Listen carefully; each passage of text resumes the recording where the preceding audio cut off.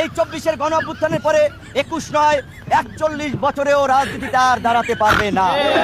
কাজেই আওয়ামী লীগের মরা গাঙ্গে নৌকা বাবার চেষ্টা করে লাভ নাই। ভাই জানি আওয়ামী লীগ আগামী 100 বছরের ভিতরে আসতো না, কিন্তু তুমি আর তোমার সাধারণ সম্পাদক সারাদিন এদিকে আওয়ামী লীগ লিয়া চিল্লাফাল্লা করো। সমস্যাটা কি তোমাদের? আওয়ামী লীগ তো দেশে নাই, আওয়ামী লীগের লোকও নাই দেশ, আওয়ামী লীগ বলতে পাইতেছে না তোমাদেরকে, তারপরে সারাদিন এদিকে আওয়ামী লীগ ব্যাপার কি? আওয়ামী লীগকে ভয় পাও, আর ভয় পাওয়ারই কথা, কারণ আওয়ামী লীগই বাংলাদেশের সবচেয়ে জনপ্রিয় দল। এটা তুমি মানতে হয়তো কষ্ট হইবে, কিন্তু এটাই বাস্তবতা যদি না হইতো তাহলে প্রত্যেকটা দলের নেতা শুধু আওয়ামী লীগ করতো না।